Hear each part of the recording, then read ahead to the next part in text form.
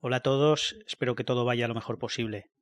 Bueno, ya tenéis en la web el boletín técnico actualizado. Y bueno, el primero de los gráficos que sacamos en este vídeo a forma de ejemplo, sería el del SP500, ¿no? Donde veis un poco pues, la caída del 35%. En cuestión de índices europeos, esta caída del 35% desde los máximos de febrero ha sido mayor, han llegado a sobrepasar el 40% o alrededor del 40%. En el caso del SP pues ha sido un 35, ¿no? Y en el caso del tecnológico Nasdaq pues apenas un 30-32%. Por tanto, pues bueno, pues tras ese rebote vemos como los índices americanos, sobre todo el Nasdaq, ha tenido un mayor rebote. En este gráfico vemos el SP500, ¿no? El SP500, que es de los mínimos de marzo en 2.200 puntos, ha recuperado el 50% de todo lo perdido en una recuperación vertical. Bueno, la verdad es verdad que esa caída pues trastocó la tendencia alcista desde 2009 y bueno, pues ya las voces de recesión son más que obvias en el mundo, ¿no? Todas las economías mundiales. Entonces esto nos plantea pues un poco los siguientes gráficos, ¿no?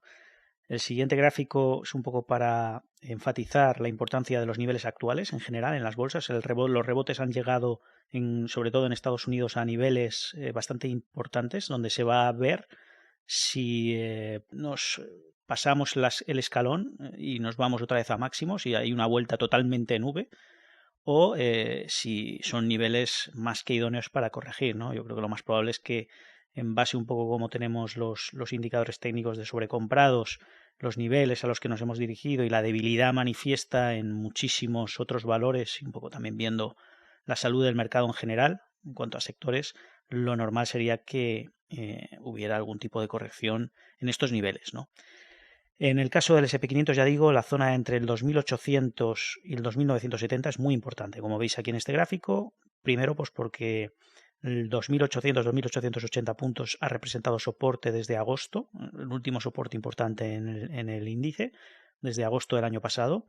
Se ratificó en las caídas de febrero como soporte, hubo ahí un rebote bastante importante, desde los 2.800 hasta los 3.100 puntos, y a partir de cuando se perdió ese nivel, fueron ya las caídas de marzo, ya adentrándonos en marzo, pues ese nivel ahora, una vez perdido, un soporte, se sabe que se convierte en resistencia, ¿no?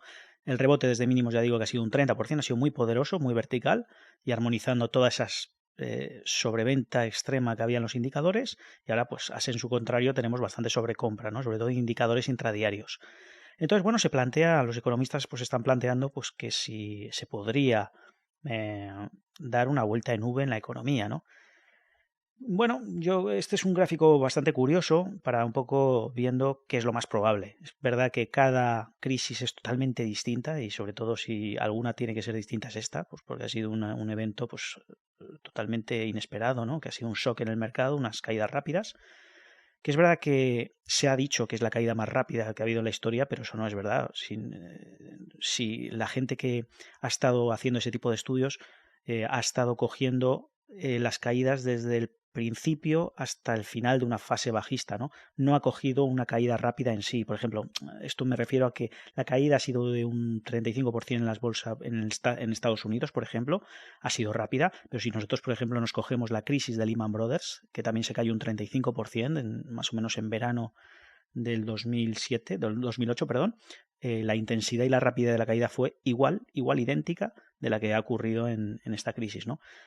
Como digo, pues las causas que determinan cada crisis son totalmente distintas, pero es un poco, pues al final son problemas a lo largo del tiempo, a lo largo de la historia y soluciones a esos problemas, ¿no? Como los bancos centrales ponen soluciones a esos problemas. Por tanto, pues yo creo que ese es el nexo común, a pesar de que cada caída tiene su propia idiosincrasia, ¿no?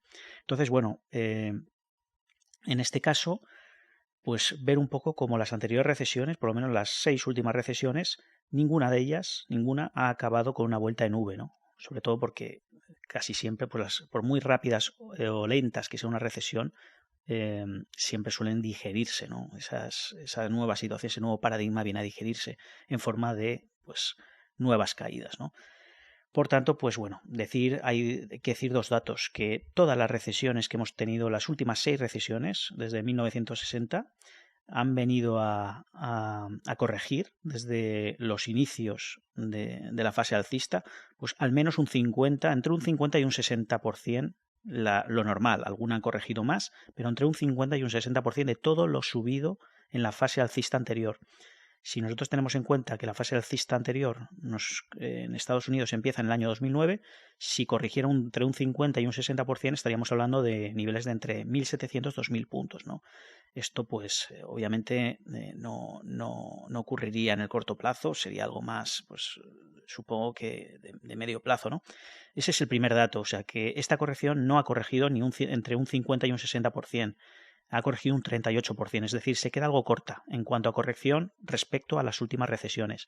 Y sobre todo, ninguna recesión ha ocurrido, ha recuperado en forma de V. Todas las recuperaciones han vuelto a testar de alguna o de otra forma mínimos anteriores, ¿no? Y pues por tanto pues se une al dato anterior. Esto obviamente es un dato a nivel probabilístico. Pues puede cambiar, pero pues es bueno tenerlo en cuenta, ¿no? Ya iremos viendo cómo se va desarrollando y vamos a ver cómo actúa ahora los índices ante estos niveles de resistencia intermedia que son bastante importantes.